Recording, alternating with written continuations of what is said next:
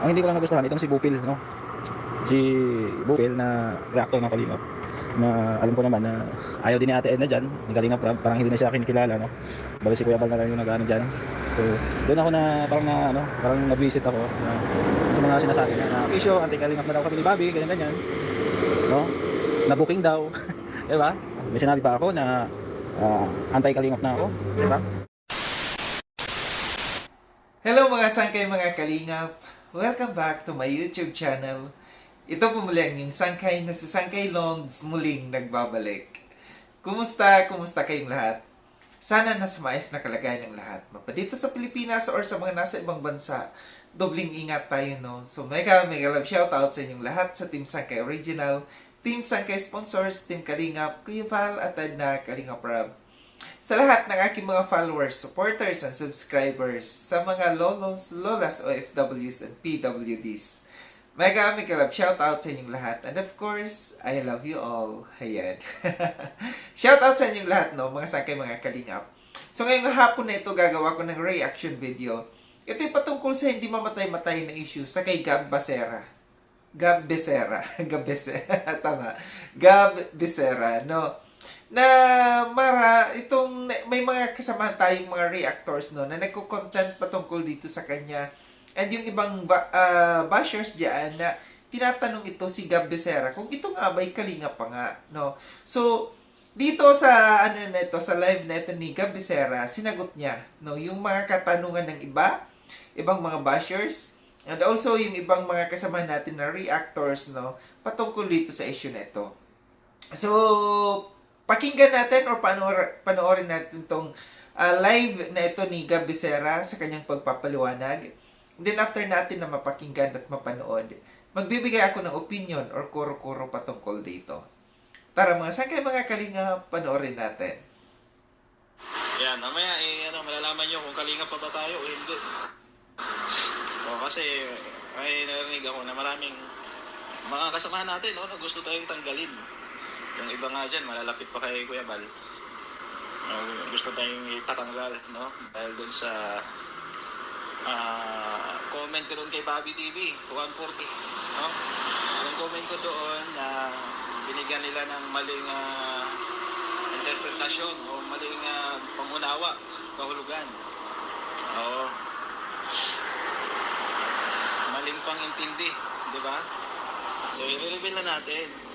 Kasi yung nagmula yan doon sa comment ko kay Bobby TV na ang sabi ko doon nagkanya-kanya na sabi ko sa comment ko doon nagkanya-kanya, matagal na ako nagkanya-kanya bro. Tapos ito namang mga reactor, tira-tira, binigyan agad ng maling interpretasyon yung sinabi natin doon. Kisyo si Gab Becerra, anti-kalingap na, no? Nagsarili. Oo, matagal na pala akong anti-kalingap. Tahimik lang daw ako kasi nagkanya-kanya na nga, no? So mali yung pag-intindi nila doon kasi ang ibig sabihin ko doon is matagal na akong nagsusulo, no? Na hindi umaasa sa viral. Pero hindi ko sinabi doon na ako hindi nakalingap, no? So mali lang sila ng pag-intindi. Yun yung pinupunto ko doon. May mga reactor na negative yung sa atin, yung reaction. May mga ibang reactor naman na kumbaga talagang hinimay-himay nila yung yung sinabi ko doon. At isa naman dyan si Sangkay, maganda yung reaction sa atin, no? Si Jubilito, okay na naman. Ang hindi ko lang nagustuhan, itong si Bupil, no? Si Bupil na reactor ng Kalingap, na alam ko naman na ayaw din ni Ate Edna dyan, Kalingap Rab, parang hindi na siya kinikilala, no? Bali si Kuya Bal na lang yung nag-ano dyan. So, doon ako na parang nag-visit ako sa mga sinasabi na issue, anti-Kalingap na daw kami ni Bobby, ganyan-ganyan. No? Na-booking daw. Diba? So, ano nyo doon?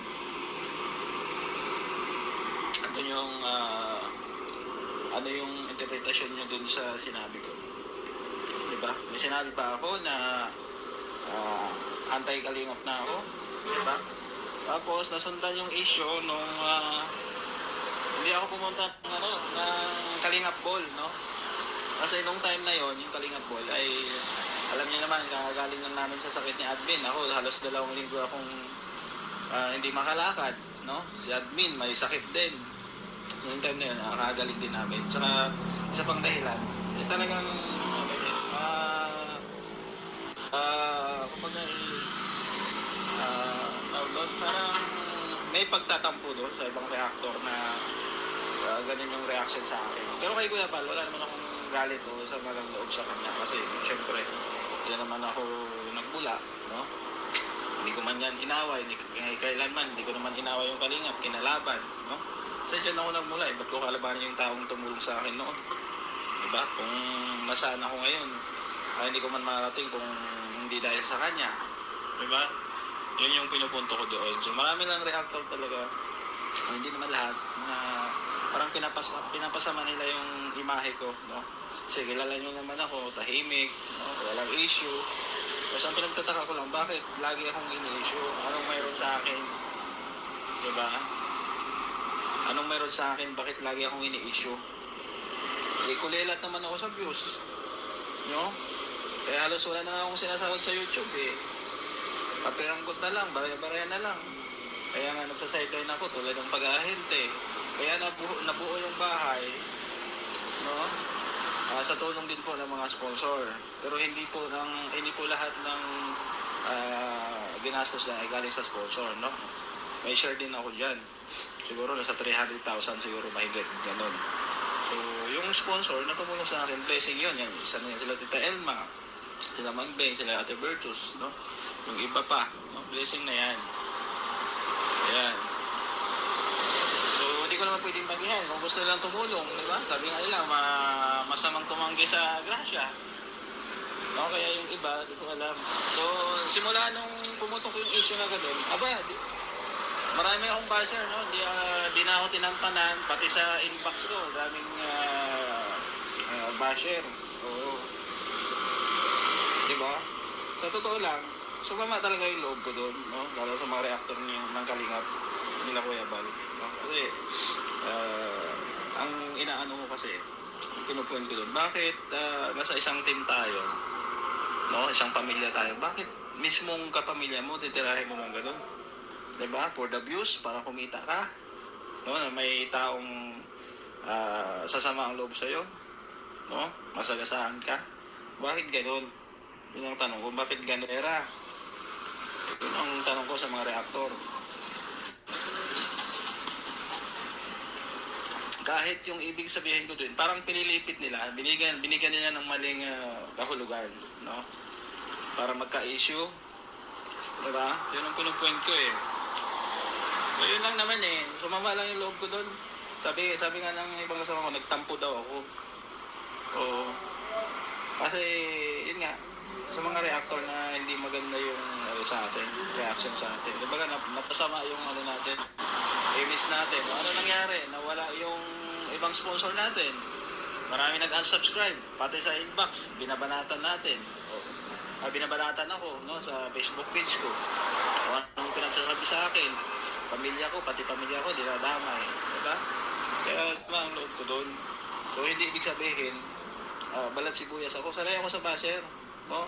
Ang ayaw ko lang minsan, nadadamay na yung pamilya. Ako lang dapat, baratan, huwag yung pamilya. No? Yung anak ko, yung asawa ko. Diba? Ganun yung ano ko eh, yung pinupuin ko eh. Lalo yung basher dyan. So, ako lang banatan nyo, huwag yung pamilya ko, huwag yung damay. So yun mga sangkay, mga kalinga, pati napanood no, yung explanation dito ni Gab Becerra patungkol dito nga na hindi mamatay-matay na issue patungkol sa kung siya nga ba ay kalingap o hindi na. And narinig naman natin no, na sinagot naman niya. Ang napansin ko lang dito, parang bumalik yung dating issue. No? Yung issue na ito nga, yung pag-question sa kanya. Natahimik na ito eh. No? Tahimik na itong issue na ito kasi siguro may 1 buwan na ang lumipas patungkol dito.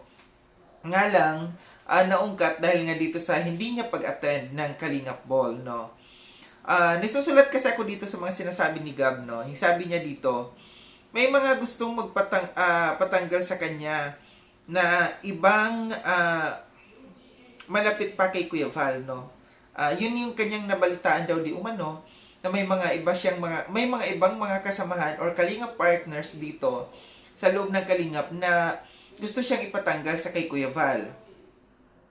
Sabi pa niya dito mula doon sa comment kay Bobby TV, ang matagal na nagkanya-kanya. Ito nga yun. Ito yung luma, no, na issue na yung comment niya doon sa kay Kuya Bobby TV 143 na sinasabi niya na matagal na nagkanya-kanya. So, nabigyan ng maling interpretasyon ng iba nating mga kasamahan ng mga reactors, no? And paliwanag niya dito, ibig sabihin, matagal na siyang hindi umaasa sa mga virals ng Kalingap. Kumbaga, parang gumagawa siya ng sarili niyang diskarte, no? Na para mag-charity, no? Hindi yung aasa at bubuntot diyan kina Kuya Val, kina Kalingap Rab. So, kumbaga, parang independent na siya, no? Hindi na siya dumidepende pa dito, unlike dito kagaya ng iba. Sa totoo lang, no, ito lang yung aking points of view dito. Kung sino pa yung tao na gumagalaw at tahimik, na may ginagawang charity works, yun pa yung binibigyan ng issue. Ang dami-dami dyan na mga Kalinga partners na nandiyan na andyan lumalabag sa rules, no? Andyan buntot ng buntot, andyan pa bulong-bulong, andyan pa BTS, no? Yun yung dapat na, na kina-question, no? Hindi yung kagaya, porkit ba yung isang tao, tahimik, no? Hindi nakikisaw-saw dito sa loob ng Kalingap, anti-Kalingap na. Parang maling pag-iisip, no? Maling pag-iisip ng isang tao yung ganyan. Magpasalamat tayo na yung isang tao gumagalaw. Magpasalamat tayo na yung isang tao hindi nagpapasaway dito sa loob ng Kalingap, no? Hindi porket tahimik na yung tao, no? Andyan parang may narinig ako na ultimo yung Kalingap hindi na daw mabanggit. Kasikap na daw ang binabanggit. Lahat tayo may kanya-kanya, no? Kahit ako kasangkay, no? Mga sangkay. Andyan sina may katugang, sino pa? Ano ba yung kay Jubilito TV, no? Alam niyo yung mga simpleng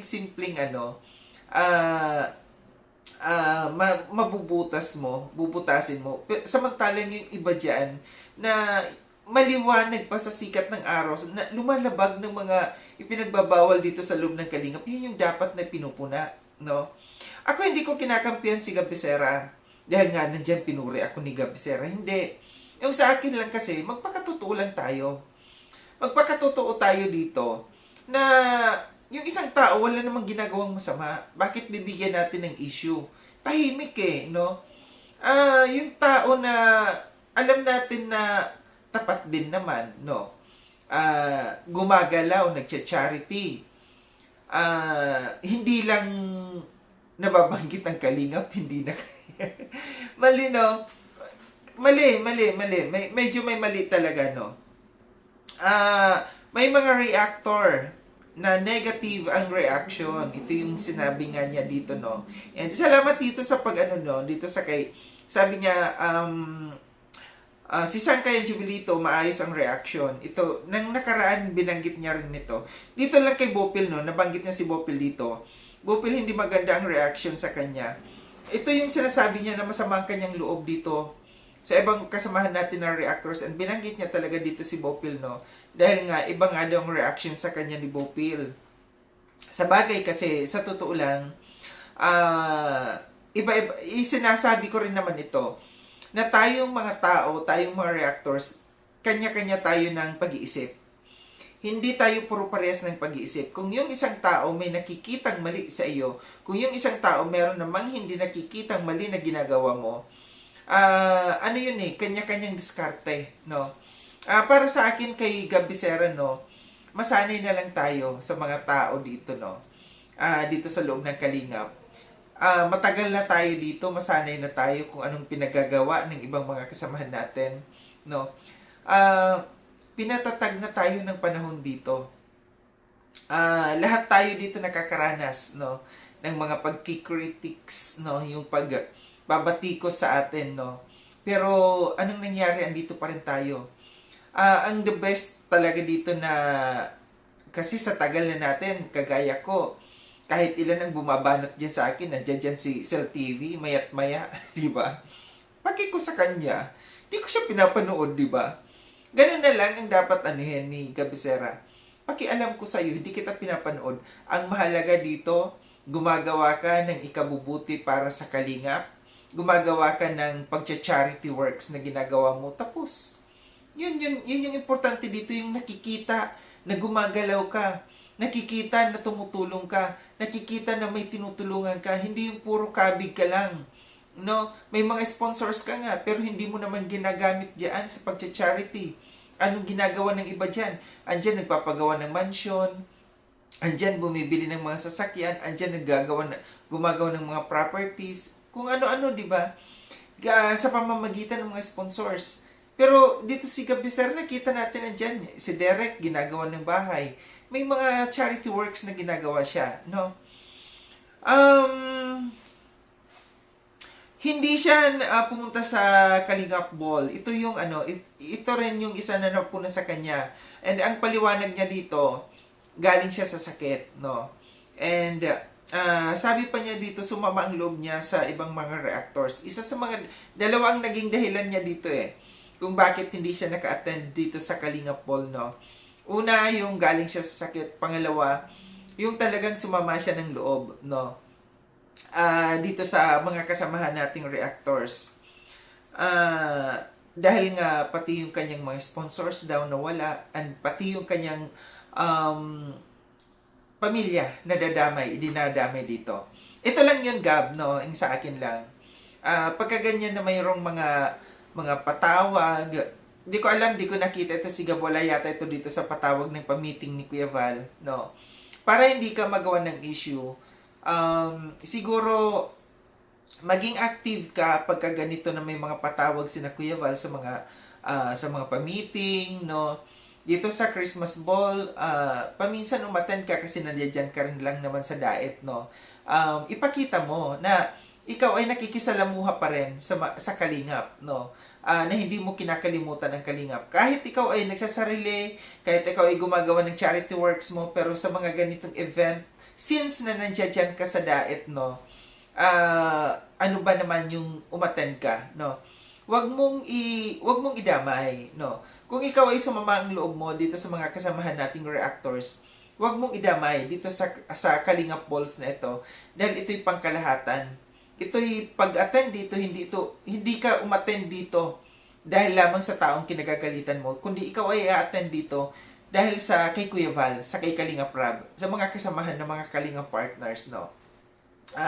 Kung yun yung dahilan mo kung bakit hindi ka umattend ng Christmas Ball, no? Dahil nga sumama ang loob mo. So, sa mga ganito, wag mong idamay. Ito lang yung aking advice sa iyo. Pagka mayroong ganito na mga patawag, may mga pagtitipon na nagpapatawag sina Kuya Val na mayroong mga event diyan sa diet. Madali ito kasi masisilip ka talaga dito kasi since nandiyan ka sa diet, no? Bakit hindi ka nakarating diyan? So iba talaga ang iisipin ng ibang mga tao, no? Na oops, lalo na yung mga bashers mo. Sasabihin talaga, oops, totoo nga kasi hindi na nag-a-attend.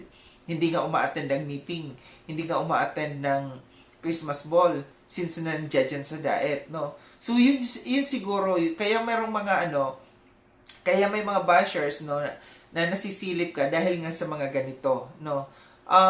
Yun na lang yung gawin mo, ipakita mo, ang advice ko dito, ipakita mo na ikaw ay nasa Kalingap pa rin.